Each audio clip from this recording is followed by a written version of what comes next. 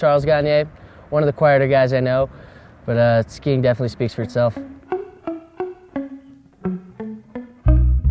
The fact that he's a super quiet guy makes him, I think, pretty underrated, just because he's not in everyone's face all the time and he's not just making himself sound like the dopest guy ever. He was the first guy to be spinning left and right, both forwards and backwards, making it look good and throwing grabs, and that's definitely a testament on its own. He was paving the way. My name is Charles Gagné, I'm 22 years old and I'm from Victoriaville, Quebec. I think people don't know me too much, but I let my skiing speak for myself. I started skiing at 5 years old at Mont Saint-Anne. I'm from a big family of 6 children, 3 brothers and 2 sisters, and everybody skis. We just meet at the mountain every weekend, and that's what unified the family, I think.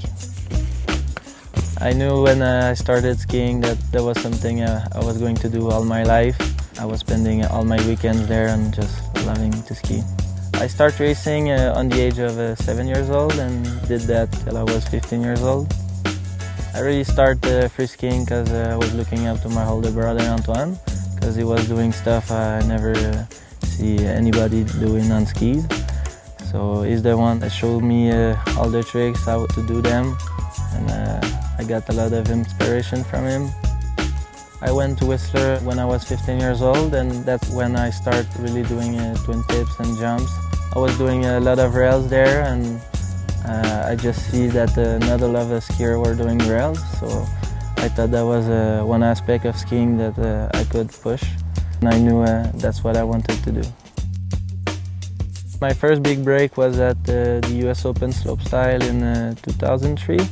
I did the finals in slopestyle, ended up in 8th place. After that I got invited to X Games, so that was my big breakout. It was a crazy feeling when I won X Games.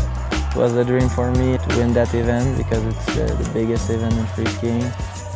I think that's something I will remember all my life, and that was my big start too. After that I had the chance to start filming and doing more competition, just traveling more. It's good to have a lot of different personality in skiing. I think the good thing is to sell our sport, so it's good to have people that are more extrovert or introvert. We all got the same goal, that is to push up the sport. I think it's a good part to be a little bit more underground skier. You don't see as much of the person, but people talk a lot about you too. I like to grab differently than the others, so I just wanted to create something new. I'm really happy to see more and more people doing the octograb. I think that's what makes that grab legit. I'm just happy to leave my mark in the industry. Halfpipe has progressed a lot during the past few years.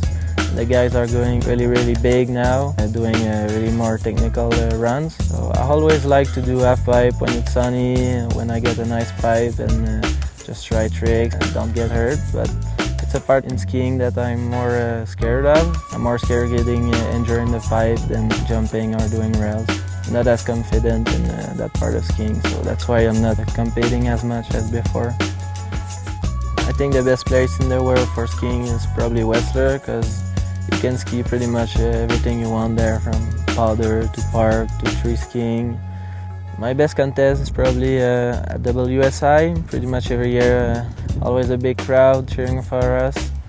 So it's always a fun time there. You know, he's always that guy some people might forget about, but then as soon as he shows up at the contest and starts throwing down, you're like, oh yeah, we forgot about Charles. He's on, you know, his rails are on another level, always innovative, even though people hate on him a little bit, oh, you're doing this, you're doing that, he's going to do his own thing. There's more than one way to progress the sport, and everybody should do their own thing and just push their strength as much as they can. If everybody is doing that, the sport will progress a lot. Charles, big ups. Just a good guy and kills it, and I'm sure he's going to be around a lot longer, and he's going to bring rails to another level.